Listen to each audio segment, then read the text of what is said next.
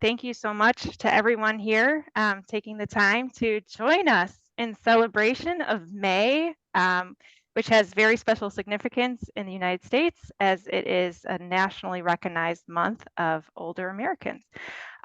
We're very happy to be able to be partnering between the Rutgers University Hub for Aging Collaboration, of which Natalie and I are part of, and Rutgers University Continuing Studies Osher Lifelong Learning Institute, of which Megan and George, who you'll also hear from, are part of, along with our colleague, Dr. Katie Cow from Florida State University, to present some late-breaking findings from research on older adults' engagement with age-friendly community initiatives. We can go to the next slide. So just to give you an overview of how we're going to spend our remaining hour together, we have our welcoming remarks, and then a presentation from our research team, which myself, Natalie, and Katie will lead. And then we'll have some commentary from George from Ali Rue, and hopefully plenty of time for questions and answers and some group conversation and some concluding remarks. We can go on to the next slide. So I do want to say a little bit about Older Americans Month. In preparing for this, I myself learned some new fun facts about the month. It is administered by the Administration for Community Living, which is part of our national government under the United States Department of Health and Human Services that focuses on aging and disabilities. It actually began more than 60 years ago in 1963, first known as Senior Citizens Month, through a proclamation of John F. Kennedy. And the idea for having this special month was seeded from a meeting between President Kennedy and the National Council of Senior Citizens, which really speaks to the power of public-private partnership to spur new ideas and long-lasting change for our aging society. It is a month to celebrate and acknowledge the importance of older adults in our lives and in our society. And for decades, every year, the Older Americans Month has had a theme. So this year's theme is aptly titled Powered by Connection. And we at the Rutgers Hub for Aging Collaboration at the Rutgers School of Social Work are especially thrilled for this emphasis on the power of connecting people, ideas, and efforts towards social change. So we'll go on to the next slide. So a little bit more about the Hub. We are part of the Rutgers School of Social Work, which is administratively housed under the New Brunswick Chancellor Unit at our state university. Like many other university-based centers on aging, research is a major focus of our work, and the work of our age-friendly research team in particular is highly focused on understanding how on-the-ground age-friendly champions describe their work and to build knowledge together to amplify and accelerate efforts towards social change for aging in communities. In addition to research, we also prioritize teaching and training on social work and aging, as well as engagement with networks both within our university and outside through cross-sectoral collaboration to change social context for aging and health equity. So I'll now pass the mic on to our colleague, Megan Novak, who will introduce the work of the Rutgers Osher Lifelong Learning Institute. Thank you, Emily. Good afternoon, everybody. It is my distinct pleasure to be here with you. My name is Megan Novak, and I'm the director of the Osher Lifelong Learning Institute here at Rutgers University, also known as Ali Rue. Catchy little acronym there. We are a lifelong learning program that has been here for about 30 years. We started in 1993 as the Academy for Lifelong Learning, and we are now here 30 years later as the Osher Lifelong Learning Institute. So we offer non-credit personal enrichment programming for older adults. So classes that are academic in nature, but there's no credit. And it's just for the joy of learning. There's no tests, no grades. And so we're here to really enrich every part of the older adult's life. And we absolutely love it. So we're here in the New Brunswick campus and in Freehold, and we have courses online. We're ever evolving.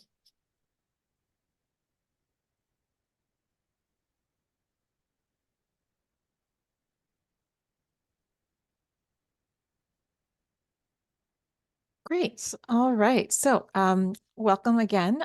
We are going to get to know each other a little bit more to see who is in the room with us today beyond our co-host here. So first, we'll go over what region your work or your kind of focus is very broadly, and then we'll talk a little bit about if we kind of see who might be connected to an age-friendly community in their area, and then more broadly, if you might be involved in your civic life in your community. So let me go ahead and launch some of these questions here for us to see. Let's see here. Okay, so we'll start first with our region of focus. All right, so I'm going to launch this. Okay, so you should be seeing this poll. Someone yell at me if you're not. Okay, good. I'm starting to see responses coming in. We'll give this maybe 20 seconds or so.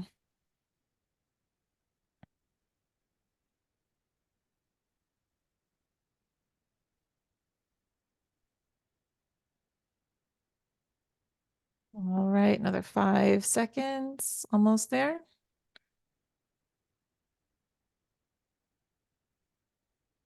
Okay, 3, 2, 1.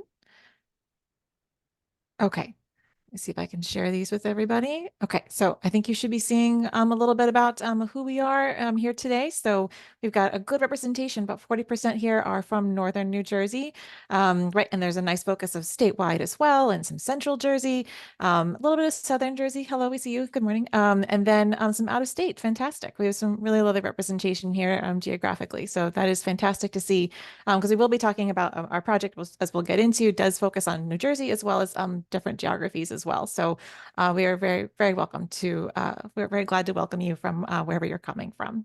So, all right, let's go ahead and take a look at how our kind of age-friendly involvement here. All right.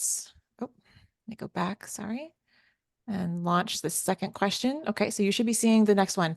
Are you involved with an age-friendly initiative? Yes, no, not sure, or my community does not have one.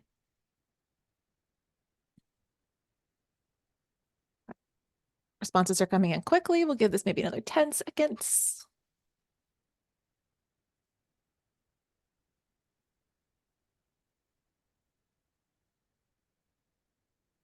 All right, I'm gonna wrap it up in 3, 2, 1. All right. And we'll share. And this is great. This is so exciting to see. We have over 74% of us here today said that they are part of, in some way, of an age-friendly initiative. So that is a fantastic connection. We love to see that. And right, so some are not sure. Some, about 5%, say their community doesn't have one, and 7% are no. So, but that's really great to see that there is a good working familiarity of what age-friendly community initiatives are. In some way, shape, or form here with us today. So that is great to see and to know as well. So our final question here, let's go back. We'll do our final poll and then we'll move on. Okay, so this next one is, how involved are you in the civic life of your community? So whatever community might mean to you. We have very, somewhat, a little, hardly, at all, or none. Okay, great. See the responses coming on in. Do another maybe 5, 6 seconds on this.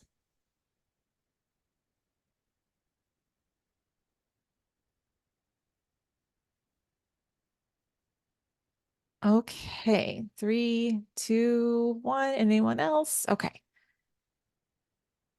All right, great. And it's kind of the same thing here. We're seeing about just almost half of everyone is saying they're very involved in the civic life, in kind of how are they define community, and then somewhat. So really the majority of us, between the very and the somewhat, are identifying as really involved in civic life, which I think then this talk today will have particular resonance to that folks as well. So great, that's excellent to see, and that's really helpful for us too as we go through the conversation and the presentation today to have a bit better sense of kind of where we're all coming from geographically and in our participation in our communities. So thank you all for sharing. It's wonderful to see you all. All right. Okay, so with that, we'll go ahead and transition on over to the next segment of the presentation. Yes, Emily? it's me again. Yes, here I am, Emily Greenfield, professor at the Rutgers School of Social Work and founding director of our Hub for Aging Collaboration. And I'm really excited to share a paper that is within days of being publicly available. It's in the final stages of production, so it's a completed work. And it's titled, "I'm Part of Something That Matters, Exploring What Older Adults Value Through Their Engagement in Age-Friendly Community Initiatives." So you can go on to the next slide. We'll make sure to share it with everybody who's here today once it is publicly available. And it's open access, so everybody will have access to it. So I just want to start. I mean, half of us are already involved with or I think even 74% said they're involved with age-friendly community initiatives. So just as a little bit of context, for those of us who are less familiar with the work, we have some kind of sense that people and families should be thinking about their future aging selves and be mindful of what they can do to anticipate challenges and opportunities that come with later life that become more common as we advance throughout the life course. There is a growing movement, though, to think about that planfulness and that intentionality at the level of community. So we can click the next image. And so just as we can think about what we as individuals, as families need to do to optimize opportunities and address challenges that come with aging, we think about that also as communities, as a living, breathing organism that we want to make stronger and more resilient, and also more supportive and conducive to flourishing as we age. So we'll go to the next slide. There is, of course, a global movement exactly to this point called the Age-Friendly Communities Movement that was really formally launched in the early 2000s as an initiative of the World Health Organization with the release of this foundational report that really lays out a framework for what an age-friendly, starting with cities and it's broadened over time into communities, could look like, the characteristics of places that are more supportive and responsive to people as they age. And the most probably foundational piece of knowledge that has developed from this is the idea of the 8 domains of age-friendly communities or livability. We can go to the next image. That lays out the buckets of things within the life of a community that should be attended to have greater intentionality toward people as they age. And so I won't go through each of these 8 domains, but just want to kind of show everybody that this is really the vision, the kind of aspirational vision for what communities will look like when they're prepared for population aging across the built environment, the social environment, and sometimes we also talk about local services and community resources for people as they age. So we can go to the next slide. Our age-friendly research team is part of a network of other wonderful scholars, including Dr. Katie Cow and others who are on this call. We see you and thank you for being here. Are really building knowledge around this question of, okay, it's great to have this idea of what an age-friendly community can look like, but how do we get there? How do communities intentionally make progress on improving across all these varied aspects of community life? And this work, of course, is done to address systems level issues like fragmentation between social care and healthcare, or the issue that historically people who are doing land use planning or thinking about housing aren't really thinking about developmental issues, including age, right? So these are the structural issues in addition to ageism, which is a characteristic of society of which we all live. And so age-friendly community initiatives are trying to address these systems level issues while also operating within them. And so it's a really important question of how is this work done and how is it done well. So when we think about what is part of the engine of creating age-friendly community change, one very clear answer from the discourse, and this includes discourse from the World Health Organization, other parts of the gray literature, the academic research, you can go to the next slide, is that older adults, older residents themselves in communities must be central to these change-making processes. And here's a quote from another report from the World Health Organization in 2016 that states the involvement and participation of older people in all decisions and processes for creating age-friendly environments is the single most important principle. So we can clearly see that older adults' involvement in this work is valued by the movement. But we can also ask, if we go to the next slide, on the flip side, what do the older adults who are involved find value in being engaged in this age-friendly community work? And actually, there's just nascent knowledge on that question, which is surprising in the sense that just how prominent the theme of older adults, the centrality of older adults' participation in this work is, and yet we really don't know the people who are doing the work, what is their experiences of it, what motivates them, what do they get out of it. So we can go on to the next slide. So before we get into our study that used an empirical process, research methods to address this question, I just want to highlight several key premises that went into our work. So we'll do the first one. So first of all, the idea is, one of the key premises is that we have to talk to older people themselves to hear firsthand what their experiences of engagement is. We can have our ideas as academics of what should be the experiences, as a movement ideologically what they should be kind of experiencing, but we really, in order to get good knowledge on this question, need to talk to the people with the lived experience of actually doing the work. We can go on to the next point.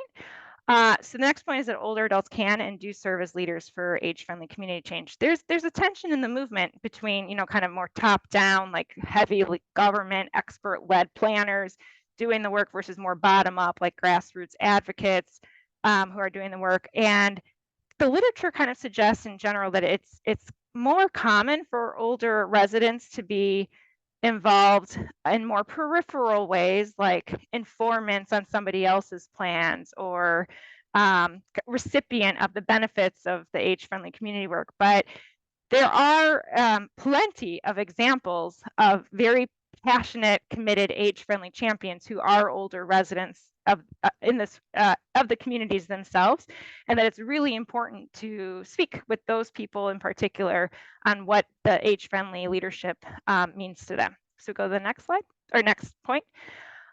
Okay, so we also kind of approach this within a broader canon of research and theory on civic participation in later life. There's a long social gerontological tradition of thinking about connection with community and social participation and volunteerism, particularly in later life. And we think about older adults' work on these local community change initiatives as a potentially unique context for civic participation. It could have some elements of more traditional volunteer work in terms of back-end administrative support, or perhaps even helping with day of programs and events, so some operational things. But there's such a systems level community orientation to this work that could make it feel like maybe it's a little bit closer to like political participation or social change advocacy. And so it's a kind of the amalgamation theoretically of these different types of civic participation that make it really important to center a study on this specific form of civic participation in later life. And then the final point is that building this knowledge together, understanding how older adults experience their engagement in age-friendly communities can both strengthen the movement with this principle of we want older adults involved and part of this change effort, but then also can enrich lives. That age-friendly community initiatives can have a potential to be a very important outlet to benefit the people who are involved with them, as well as the lives that they touch through their service through age-friendly community initiatives. And so we really did this study in the context of trying to improve and inform practice efforts with greater intentionality around engaging older adults as age-friendly champions in the context of their local communities and beyond. So with that, I'll turn it back over to Natalie. Great. Thank you, Emily. Here, let me do a little bit of Zoom. Oh, great. Thanks, Emily. Appreciate that. Okay. All right. So, yes. So, oops, I think I went one slide too many. Well, let me go back. Yes. Okay, great. Okay. Yes. So it's my pleasure to go over a little bit kind of some of the mechanics about our study, kind of, you know, how we identified our sample and how we recruited people. So right. So the big picture is that we used kind of a nested approach, going from the big geographies down to identifying the specific individuals who we had the pleasure of talking with and learning from in the study. So more specifically, we first identified states, or those geographies, where initiatives tended to exhibit certain organizational tendencies. So Emily was saying there's kind of different ways of thinking about the structure of age-friendly initiatives. And so we were kind of operating with the idea that how someone might be involved in their age-friendly work could differ depending on the structure of that organization. So for example, the way someone might be involved in an age-friendly initiative that's led by a coalition of really big, prominent organizations in their community might be a little bit different than the ways someone could be involved in a little bit smaller grassroots volunteer-led effort. So that was kind of our big orienting focus on which geographies are we going to structure and focus on. With that, we ended up sampling, choosing the the states, 4 states in the US, New Jersey, Maine, Pennsylvania, and Kentucky, displayed over here on the right on the slide. We selected these states because these geographies tend to exhibit kind of some general tendencies in the way their age-friendly initiatives are structured as distinct from each other. So for example, some geographies have more communities of practice for their age-friendly initiatives, which tends to be more Maine and New Jersey, whereas Pennsylvania and Kentucky initiatives tend to be led by coalitions of organizations in those locations. As well, we wanted some grassroots structures, looking at Maine over here, and then New Jersey also offered a context of grant-funded age-friendly initiatives as well. So within these 4 states, we then reached out to either specific age-friendly initiatives or networks of age-friendly initiatives, depending on the context. And then we worked to connect with older adults in those initiatives who are doing the work of making their communities age-friendly. To be eligible, individuals had to be age 60 or over and to be deeply involved in their age-friendly initiative, which we defined as being regularly involved in the work of implementing either the overall age-friendly initiative or a specific aspect, like a program or a committee of that initiative. So that ended up looking like chairs and directors of initiatives, advisory committee members, chairs of work groups, or volunteers leading specific projects or effort within or affiliated to the age-friendly initiative. And so then within those eligible individuals, we conducted 1-hour-long in-depth semi-structured interviews with those individuals in the spring and fall of 2021. Okay. And right, so who ended up kind of being in this group in our sample? We had 23 individuals collectively representing 15 initiatives across those 4 states. Most individuals came from New Jersey and Maine, which does represent kind of the higher levels or concentrations of age-friendly initiatives in those states geographically as well. On average, there are about 1 to 2 study participants per initiative in our sample. The communities that the participants came from tended to be moderate-sized urban areas in Kentucky and Pennsylvania, moderate-sized suburban communities in New Jersey, and more rural communities in Maine. Communities in Maine tended to be a little bit older and more socio-demographically homogenous, whereas communities in New Jersey tended to be a little younger and more diverse. In terms of the participants themselves, the study participants have been engaged in their age-friendly initiative for about 5 years on average, and we're also about 75 years on average as well, though ages ranged from 62 to 92 years old. Most participants identified as white, female, and had a graduate degree. And as we mentioned a moment ago, most participants were either leaders of their age-friendly initiative or a committee within the initiative, or were on, for example, their advisor, the age-friendly advisory committee. And just to kind of step back and kind of pause and acknowledge here, it's important to note that the sample and then the insights we can derive from the sample reflect the experiences of individuals with relatively high levels of social and economic capital, a perspective that reflects broader dynamics of how class and health status, technology access, and skills can present often racialized barriers to later life volunteering and civic participation. As well, just to note for our attention, the sample does not include any major metropolitan areas or other important geographies such as age-friendly initiatives in the south or west of the US. All right. And so with that, it's my pleasure to turn things over to Dr. Katie Cow to talk us through some of the findings. Thank you so much. It's my honor to be part of the celebration of the Older Americans Month, and I will talk through some of the findings. Before I get into the details, just a brief introduction of myself. My name is Katie Cow. I am an assistant professor at the College of Social Work of Florida State University, also a faculty associate of Claude Pepper Center and Pepper Institute on Aging and Public Policy. And now I will transition to talking a little bit more about the findings related to what participants of age-friendly initiatives really valued from their engagement.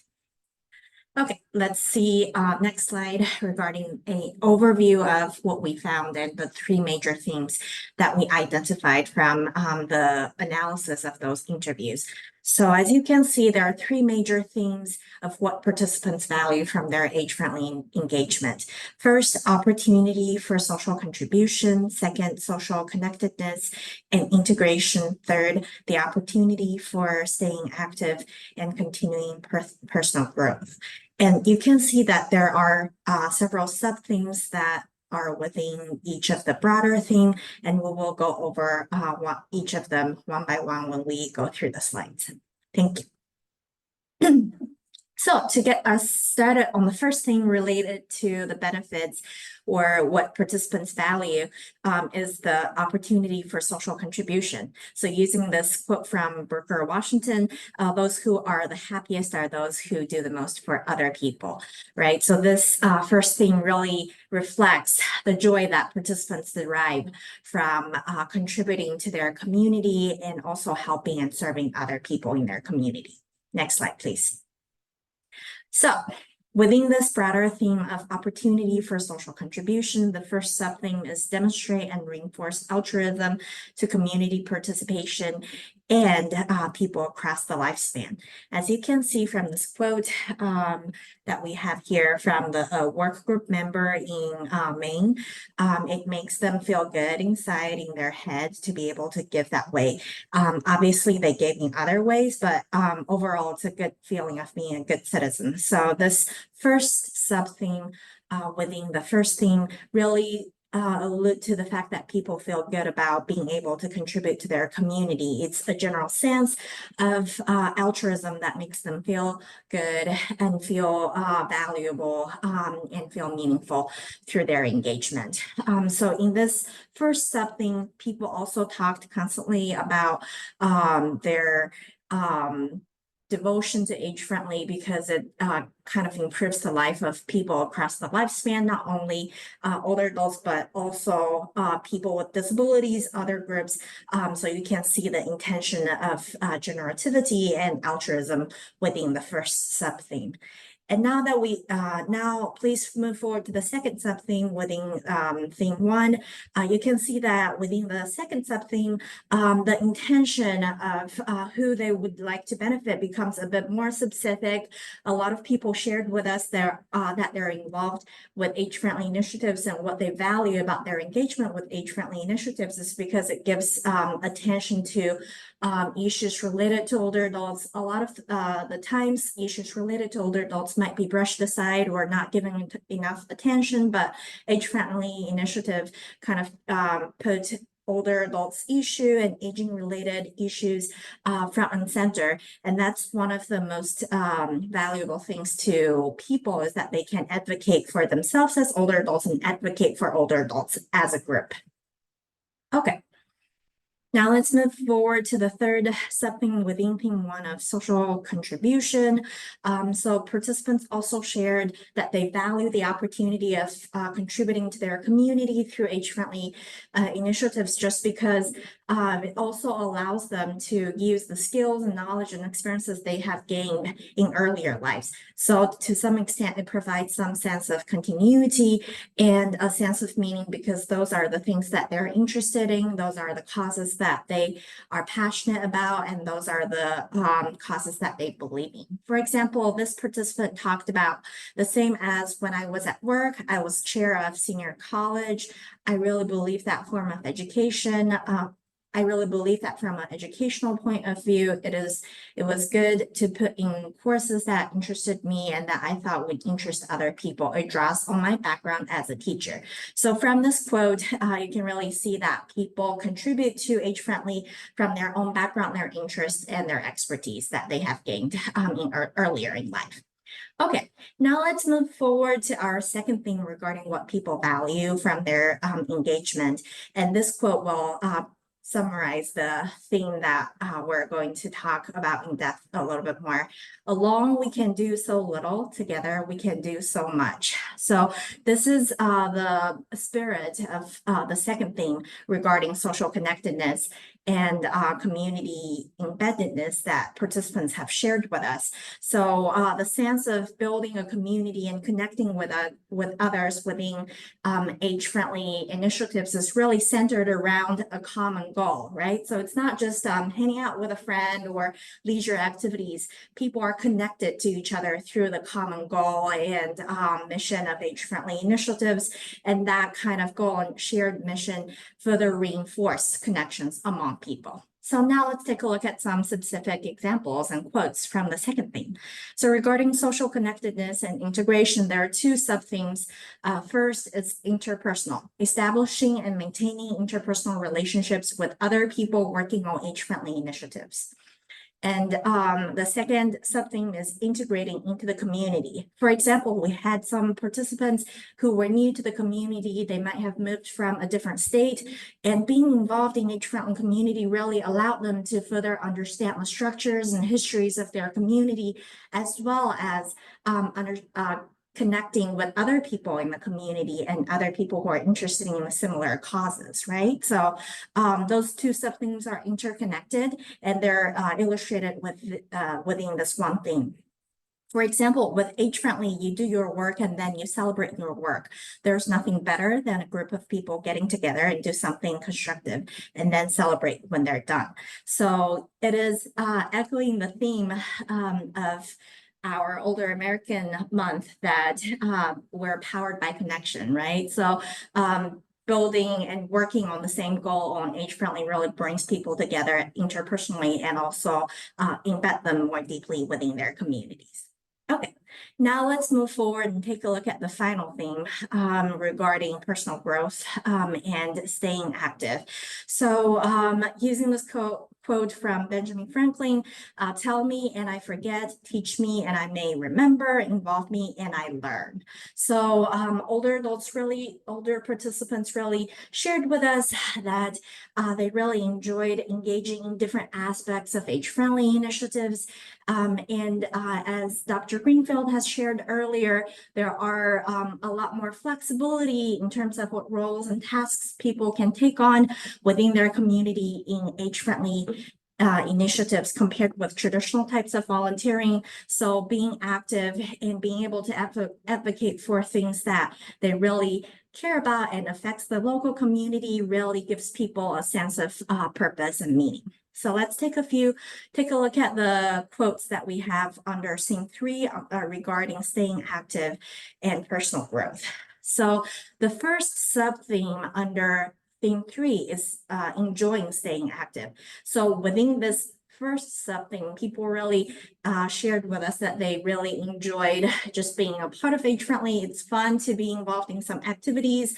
Some people shared with us that participating in age-friendly communities is part of their good retirement. It enriches their life after retirement. For example, take a look at this quote here. I enjoy organization, love thinking through and planning, and that's part of why I enjoy being at the ops meeting because that's a good chance for the brain to be working and putting ideas out and listening to what's out there and how it might work, right? So, a lot of you probably are already aware it is important to stay active for our cognitive and mental health in later life. Age-friendly community also provides this opportunity, and participants appreciate being able to use their skills and keep their brain active and stay active physically, mentally, and socially. Okay, now let's look at the second sub-theme regarding growing, expanding, and maturing personally. So beyond being involved, staying active, learning new things, people also really shared with us a deeper sense of learning and reflection personally, right? Besides learning the skills or things that they might be interested, participants shared that for example, I really think, I think in our personal lives, being part of the community has made me much more aware of prejudices, not just on age, but other human being issues here in our own country and in our own country and our own state. I think part of our mission, and mine anyway, is if I hear something that doesn't sound right, I am certainly one who would speak up. So you really see that there's a sense of responsibility and motivation to call out things that are not right and to be more involved in the community. So that's that. On the one hand, it reflects the connection of the third theme with the first theme of really wanting to make a difference in the community, but it also reflects deep personal reflection and growth and deepened care for humanity in general. Okay, So now that we have gone through some examples within each of our 3 themes, I would like to share a few takeaways from our findings. And as Dr. Greenfeld shared earlier, we will look forward to sharing the full paper with you so that you can read into more details and quotes and more examples. But regarding the general key takeaway, age-friendly engagement really provides older adults with an outlet for social contribution, a source of interpersonal and community belonging, and means to stay active for personal growth. And this is not to say that we didn't hear to provide a complete and comprehensive view. It's not to say that we didn't hear any negative comments or challenges associated with participating in age-friendly initiatives. For example, because most of our interviews were conducted in the COVID context, there are people who talked about how there are staff and member turnover within age-friendly initiatives, and jobs become more overwhelming, and tasks, the load becomes more challenging during those times when there's turnover of other members who are in the age-friendly communities, right? So there are some challenges that participants shared, but from what we've discussed regarding the benefits, there are still a few takeaways under the bullet points that we would like to highlight to better maximize the benefits of participation, i.e. the psychosocial benefits, and minimize the challenges of participation. Now let's look at the next bullet point. So based on what we heard from the first theme, people really value the opportunity to be able to make an impact locally. So publicizing and celebrating the positive and local impact of age-friendly initiatives will affect volunteers, and it may attract more volunteers to participate, and will facilitate volunteer recruitment so that they can make a difference in their community. And secondly, as you have seen, the second theme, because participants really value social connectedness with other people and with their community, fostering and sustaining connections around the age-friendly goals will attract like-minded people and help facilitate recruitment and sustain residents' leadership. Okay. And also the third one has more to do with volunteer management in age-friendly initiatives. So volunteer management is an important part of age-friendly practices, and the specific skills under volunteer management may include diversifying volunteer roles and activities, managing workload, and setting expectations. And like Natalie mentioned earlier, a lot of those management strategies will look different based on the organizational and local structures of the age-friendly community. Okay. I think that's all that I wanted to highlight from our findings for now, and I look forward to your feedback and your thoughts on these. Thank you.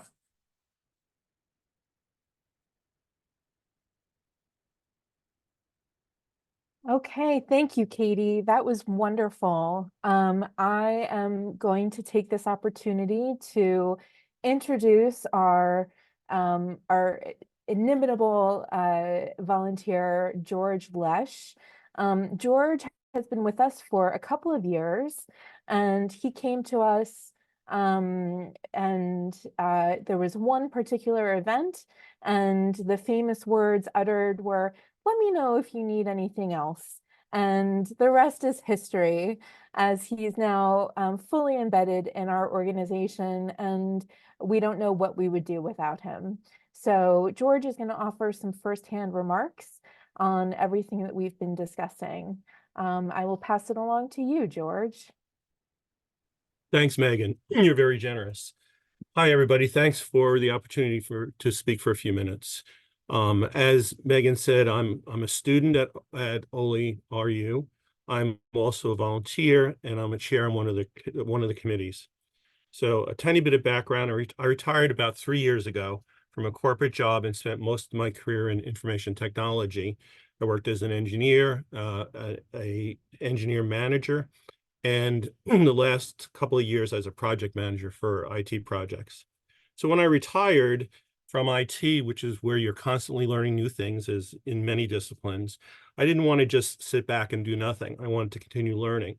So I found OleRU on the Rutgers website when I was thinking about taking some classes, and I started investigating, and I've been taking classes ever since on a lot of different topics. Some topics that I'm comfortable with, and some topics that I'm not as comfortable with. In fact, I just took a class on Irish short stories, and it brought me back to my undergraduate days when we analyzed stories, which was pretty interesting. So it was fun. It's fun. So I really like OleRU because of the challenges that it gives me. I enjoy volunteering for the program for a few reasons. One is the opportunity to meet and interact with other volunteers and Megan and her staff. When you leave the working world, that's great. Retirement is wonderful, but you have contact with fewer people. You have to more consciously go out and make sure you have social connections and that sort of thing. And I find that going to the advisory council meetings and running and participating in the committee meetings and working with people is really a good interaction. I've met new people from very different backgrounds than I'm normally used to, and it's really been interesting. It's been really, really fun. Also, I'm able to use some of the skills that I learned as a project manager, as an IT engineer, to help OleRU. I don't know if it's been discussed a lot, but I know for a lot of organizations post-COVID, participation in classes, things like that have dropped. And that's true with OleRU. And what we're trying to do, myself and other members who are actively participating, is to get the enrollment up. So we've been meeting for almost the past year to talk about ways to do that. So that in itself is good for the program, but it's good for those of us who are volunteering because we're setting goals. We're deciding what we're going to act on. We're going to act on it, or in some cases we've acted on already, and we see the results. So instead of just going cold turkey from a fairly aggressive career and a busy career, I'm able to do this, and I do some other things as well, non-Ole stuff. And it basically just keeps me involved in what's going on. So that's pretty cool. I think that the program itself is really good. It allows older adults who certainly may not be interested in credit courses or tests to just take classes. And in some of the classes I've had, folks are involved, and most of the classes are interactive. Sometimes you have to wait till the end of the class to ask questions, but a lot of times you can ask during the class.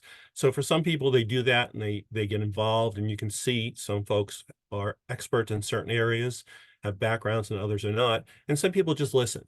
And I think that's really good. And the combination of Zoom classes and the in-person classes bring out some abilities, for some facilities for folks to be more social, either only within the class, or I know there's one or two classes where a couple of the people got together and they've been meeting afterwards. So it's really been helpful.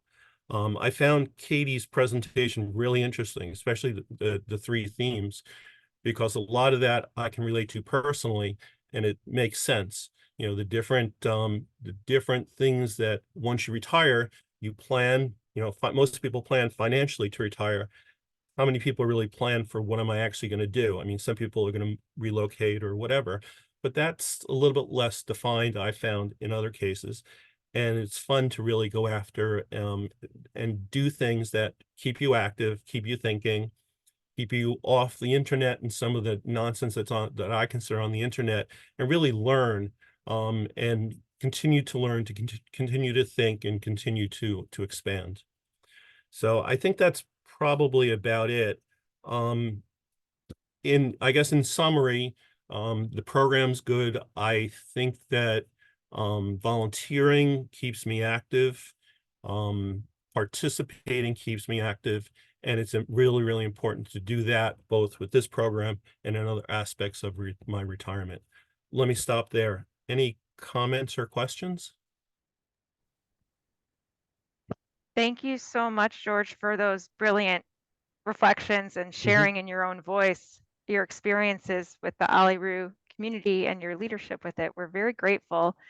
Yes, we would like to now open it up to audience participation and questions. There was one question that came up in the chat that I think I'll direct to Natalie. While Natalie is talking in response to that question, please feel free to ask other questions in the chat, or you could use the raise hand feature, or we'll just at some point when there's a pause ask people to unmute and ask their question, whatever you're most comfortable with. So Natalie, the question was around the recruitment strategy for people who participated in the study. Did you engage with individuals and ask them directly to be part of an interview on this topic, or did you put out a more general announcement to a big population and then people raised their hand to volunteer to be part of the study? Yes, thank you. And Julia, thank you so much for that question. Yes, so it was a little bit of both, leaning a bit more on kind of the second side of this. So recruitment looked a little bit different depending on kind of the age-friendly landscape in each state. But generally, we would work with either the leader of an age-friendly initiative or like a key contact who might be in touch with a lot of different age-friendly initiatives in that area, who would then put us in touch with like specific heads of each initiative. And then it was kind of up to that initiative. We leaned on their expertise and their knowledge of the people that work in their group. If they had some people that really like, oh, wow, they fit this definition, let's do a personal invite. They would share our flyer, say this is a project going on here at Rutgers, and give them our contact information that they could then reach out if they wanted to follow up further. Or if in some instances it was a little bit more distant, wasn't quite such like a warm handoff in that sense. It was us sending that recruitment information kind of as a kind of a wider email blast or a wider kind of call to participate in that sense. But there was never an instance necessarily where we had a pre-existing individual in mind that we then personally reached out to. It was usually through these intermediaries of the leaders themselves or kind of regional kind of champions or kind of key informants that way. Does that help a little bit? Do you have any further follow-up on that one, Julia? No, I was that really clearly answered it for me. And I was just curious about you had a recruitment flyer. I guess that was what I was asking. We did. And that this described your project and encouraged people to sign up. Great. Thank you. Pleasure. Yeah.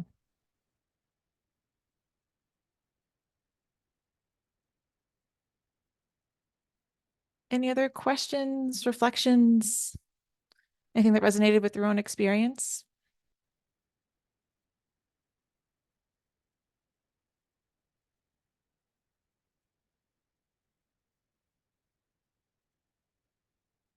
Oh, I see we have a hand raised from Patty Duran. Okay. Hi, thank you very much.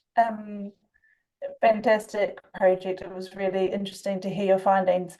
I'm particularly interested in this idea of participation and why people participate and what they get out of it. Not just the leaders, but also people that attend the initiatives. But I was just wondering, do you struggle? You did touch on it when you were talking about some of the limitations or the challenges of the project and things people talked up. And I was interested, lots of your takeaways were about how we recruit people to programs and, or how we recruit more leaders and more volunteers. Did you get a sense that that's a problem with age-friendly initiatives, recruiting the volunteers and the leaders and the advocates for them? So I think what came up in the conversations was less so much of a necessarily challenge in recruiting, though just through personal experience, I would agree with that. That is certainly a challenge. I do think just by kind of the way the conversations went, as Katie mentioned, was that kind of retaining often ended up being a more kind of immediate pressing challenge with either whether it was COVID related challenges, since as we mentioned, a lot the interviews were in 2021. So that was pretty prominent on people's minds and experiences. But then as well, just kind of life happens and keeping people updated, and especially, through different health related challenges or people moving or caregiving responsibilities. And then especially in the contexts where there was more volunteer led or like limited budget, there tended to be a lot of burden placed on specific individuals. That's the challenge to kind of delegate that out a little bit. So I think that's kind of similar challenges that we saw through this particular context, though I 100% agree that the recruitment itself can be challenging. Katie, do you have anything else to say to that one? I think you covered everything. And like you mentioned, most of our participants, they are from higher socioeconomic status. So considering the sampling limitation, we might not be able to make general conclusions to other communities. I would also add that I think when we think about volunteers with age-friendly community initiatives, it kind of raises the question of what is the work? And I think a lot of the questions we have around how these things work is that we actually are only beginning to understand this as work. It's not just something that like you have a vision of making progress and then it just kind of organically happens. Like actually there's intentionality, there's key operations, there's certain functionalities. And so when we frame it less on like how can we find a volunteer to do XYZ and step back and think like, okay, we need this function to be done in this, and how are we going to resource that? And maybe we have a community resident who's really itching to do that particular thing and it would be a beautiful volunteer opportunity, or maybe there really isn't anybody who's coming to the table and we need to resource that through a partnership with an organization, like, or go to our local university to do something, like, so we can better delineate the key operational things and then think a little bit outside the box around like the point isn't just to have a volunteer or an older resident do it just for the sake of doing it. The point is to have everybody to be able to lead with their strengths and their abilities to create something that's bigger than the sum of the parts in terms of the broader community change efforts. So just wanted to offer that reflection as well. Great, thank you. Thanks. Next I saw Dorothy's hand and then Joe's. So Dorothy? Yeah, thank you, Natalie. I really enjoyed Katie's comments and her summary, and the Booker T and Ben Franklin quotes were really great. I've been in the age-friendly space for about 5 years, and like several of the people who were mentioned, I really, really love the opportunity to work with diverse people and from diverse disciplines that I typically would have never have had a chance to meet and interact with. So it's really interesting to see different sort of leadership styles and different objects and things that people bring to the table, because it helps me to think differently and it continues to strengthen my brain and my commitment in this area. So thanks very much for this. Thank you, you Dorothy. for your interest. Thank you. That's wonderful to hear and reflect upon. We appreciate that. As a prominent age-friendly champion, that really carries a lot of weight. Thank you. Yes. All right. Joe, I see your hand raised. Yeah, I wanted to say George really hit the nail on the head when he was talking about, you're retiring and it's all about finances and how you can do that. And then the social aspects can be very daunting. I mean, for myself, I was commuting the last 5 years from the community where I lived to Washington, D.C. I was a geographic bachelor for 5 days out of the week. And my social interactions were with, I was in federal law enforcement. So it was basically with the group I worked with. And coming off of that and in the retirement, I knew what I wanted to do socially with my family and my grandkids, going to spend so much more time together and everything like that. But you do miss that contributing to society and the community where I was transferred from. We came back here, and it's about 2 hours from our hometown in Pittsburgh. And hey, if you haven't gone to grade school with these folks, you're not part of the community. It's a very insular community. So trying to get back to Pittsburgh with things have gone through the roof there as far as housing and everything. Our daughter and grandkids are in Pittsburgh, but we can't physically seem to get back there. So it was great to be able to find a virtual senior academy where I could contribute to the community I love and help others, and at the same time helping myself gaining some of that social interaction that I missed. But yeah, George is right on. Man, that's something you really, in our organization, the ATF, we go through like a month-long seminars on how to deal with that, but nothing is about the socializing of the whole situation. So anyway, Joe, great yeah, point.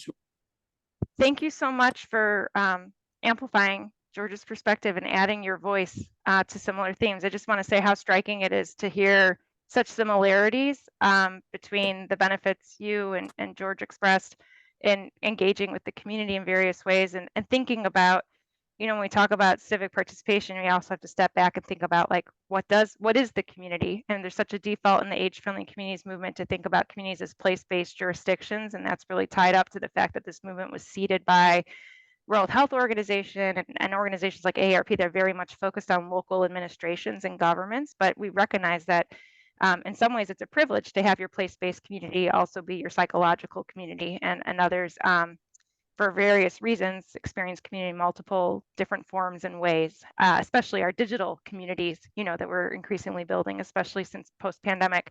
I also just want to share before we hand it back to Megan for our final conclusion that we are continuing to work with these data as a research team. And our next question, Natalie Pope is leading on this as part of her dissertation work, is to really understand what is the unique contribution of older adults in age-friendly community work.